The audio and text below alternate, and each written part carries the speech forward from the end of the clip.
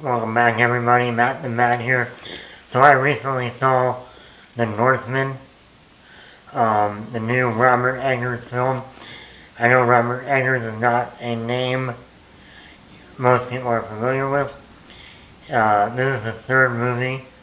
His previous movies were The Witch, starring Anya Taylor-Joy. That was her breakout role.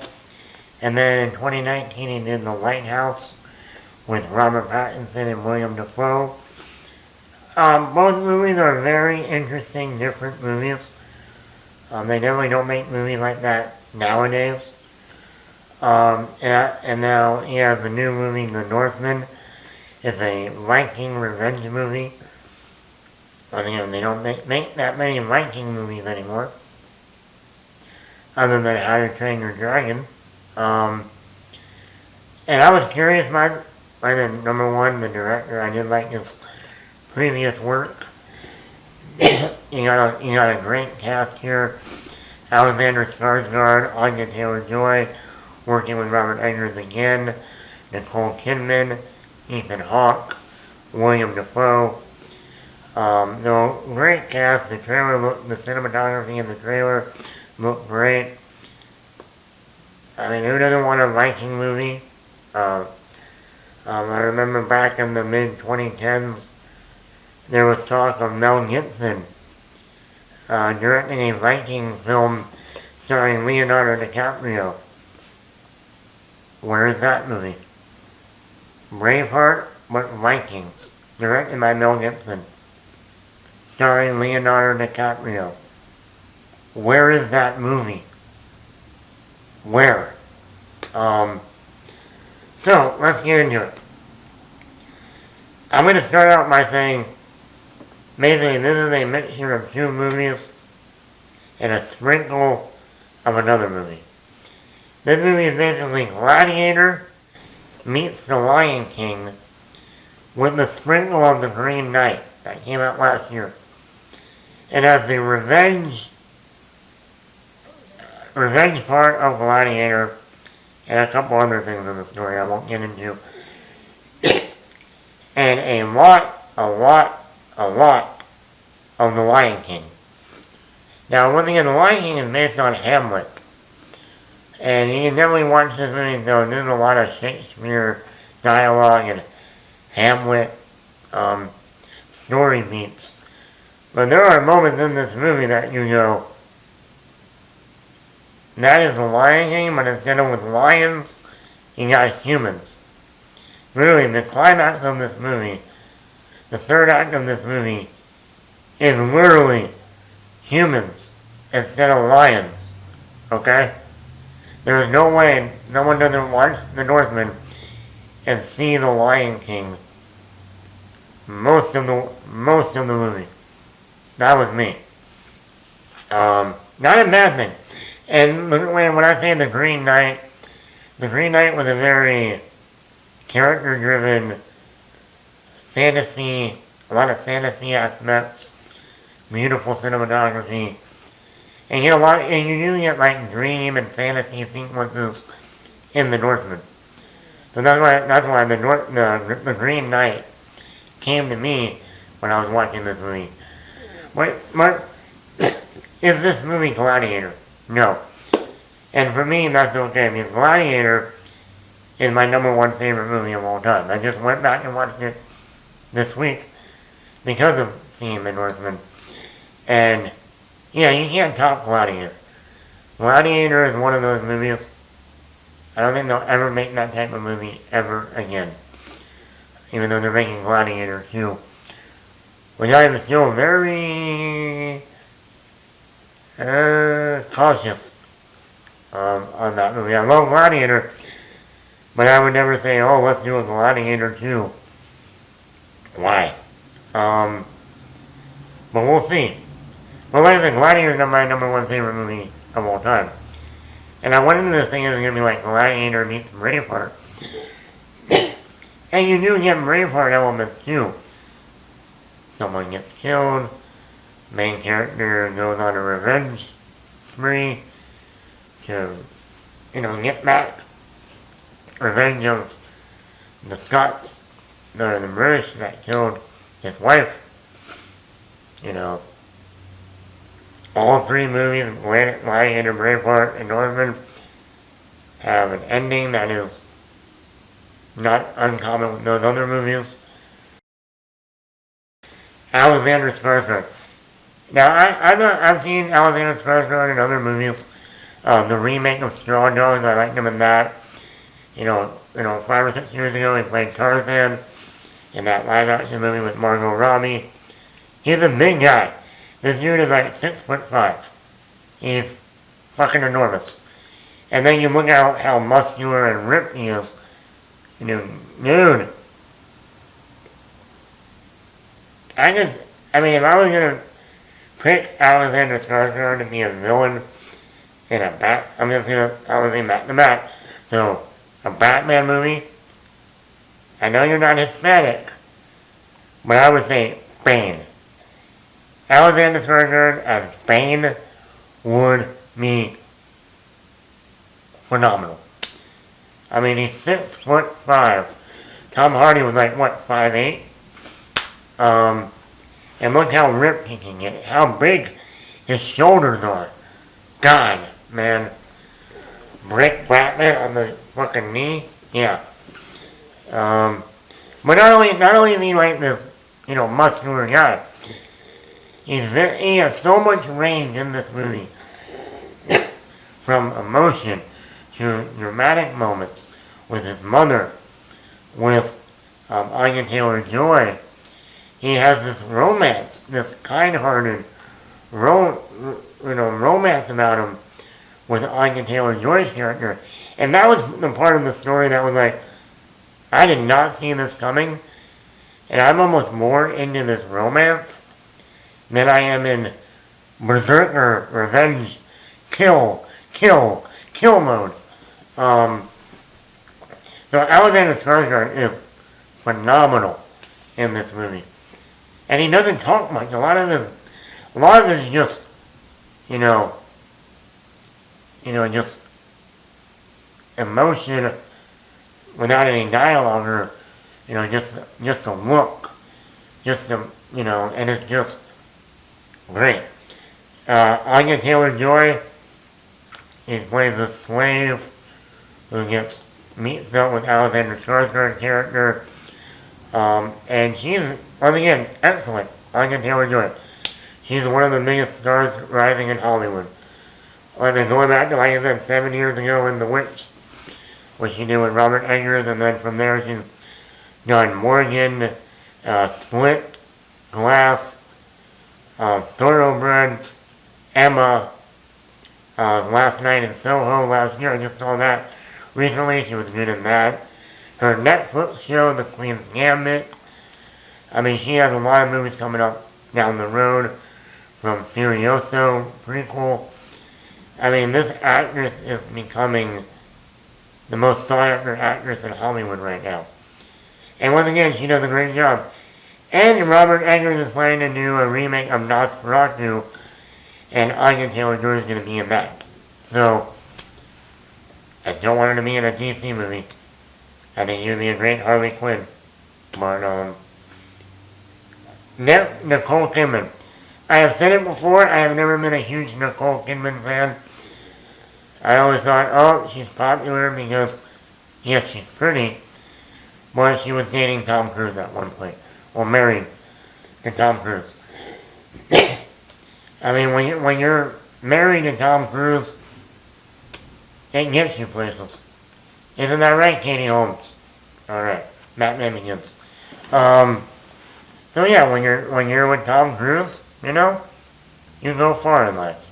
But no, recently in like movies like Lion, she did with Dev Patel, and I know she did another movie recently that I was like, oh, he's good. And I'm telling you, in this movie, she's not in it that much. She's in it, but she's not like front and center. But there is a scene in this movie that I was like, my mouth was almost on the floor, like, whoa. That might be the best performance in this movie. Um, Nicole Kidman did an excellent job in this movie. Excellent. She plays the mother of Alexander Skarsgård's character, and she really surprised me. This movie's brutal. It's violent.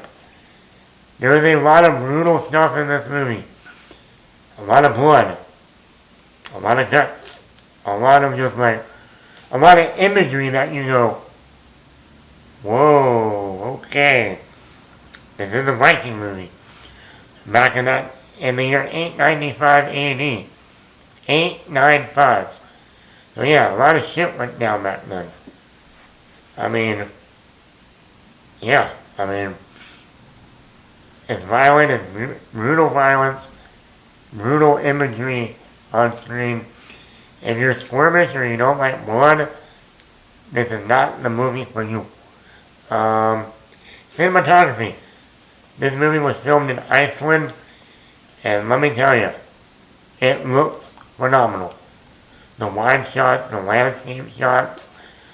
Another thing was you gotta remember this movie is set in the year 895.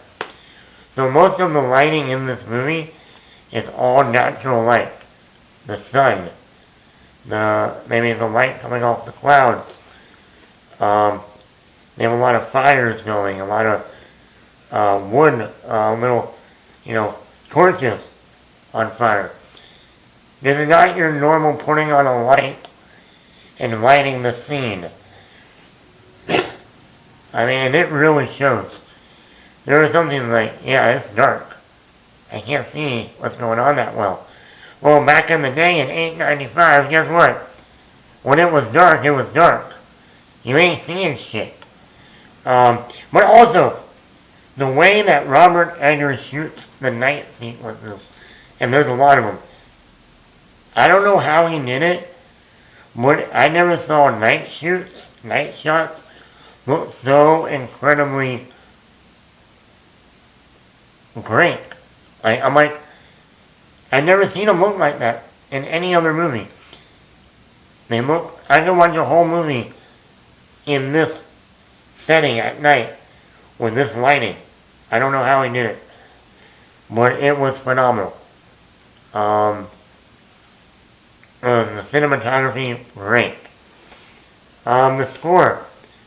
The score is it's almost like its own character in the movie. I mean, really, a lot of, banging, drums, and just maybe, during battle sequences, or fight sequences. Robert Eggers, like I said, he's one of those directors you don't know much about, or you haven't seen much of his work. He's got a common name, but he keeps bringing out movies that are unlike anything we've seen these days. I mean, lately, you go back to The Witch, that slow burn, The Lighthouse, in terms of the frame rate, and just how weird that movie was, but in a good way. And shot only all in black and white. I mean, it really felt like an old, 20s movie. And then you got this movie, it's like a Viking movie, but it's not your typical Viking film. It's not battle.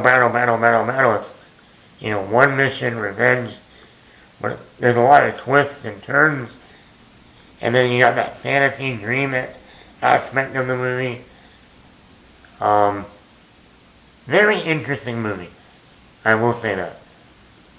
But also I think it's one of those movies that I would go back and watch this movie over his previous two.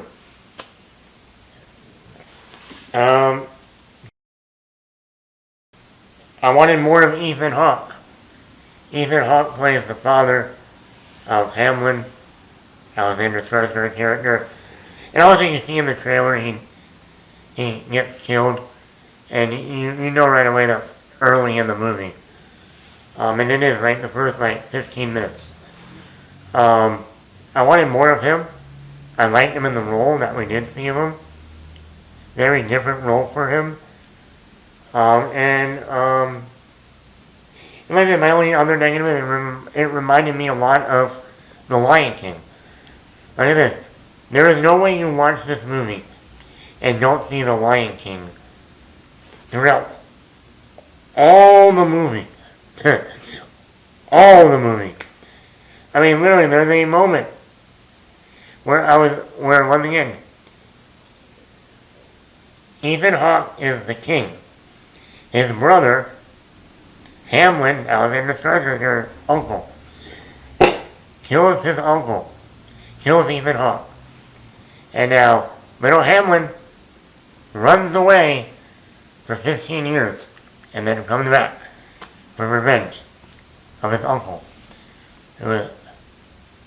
But in the moment that he's running away, I was just, in my head, I was just hearing Jeremy Irons' voice. Scar, looking at Simba. Run, Simba. Run away and never return. I mean, I literally was like, I am watching Scar in human form.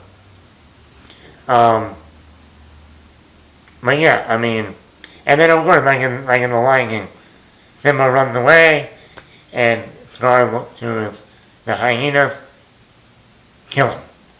And once again, they also tells his, minions, kill him. I mean, it was just like, yep, I'm watching The Lion King. But anyway, once again, it's not a bad thing. I mean, The Lion King is one of the best Disney animated movies of all time. Just like it's not a bad thing to take stuff from Gladiator, one of the best movies of all time. It's just, when you take too much of it from The Lion King, that's the movie I feel like I'm seeing in my head. Overall, I can probably give this a 4.8 out of 5. Like I said, other than really taking too much from The Lion King, there's nothing wrong with this movie. For a 2-hour and 15-minute movie, very good pace, character development, and I also like how our main character, he's very complex. There is stuff you see in this movie that you go, I don't think I like this guy. But then the next minute you're like, oh, I love this guy. So I love a protagonist that is shady, has some little gray area, not just, oh, I'm good. No, there's some, I also gotta remember back in 895 AD, a lot of shit happened back then. A lot of things were not how they would be today. It was a mad, dark time back then. Like these are Vikings. So, anyway, that's my score. The Northman. Go see it. If not, when it comes out, watch it.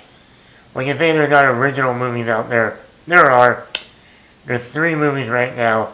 The Northman, Everything, Everywhere, All at Once, and the new Nicolas Cage movie, The Unbearable Weight of Massive Talent. All 3 original movies. So, don't complain there's nothing original out. There are. You're just not seeing them. Anyway, Matt the Bat here. Like and subscribe to the channel. Comment. If you've seen The Northman, what do you think? Did you like it? Did you not like it? Do you want to see more Viking movies?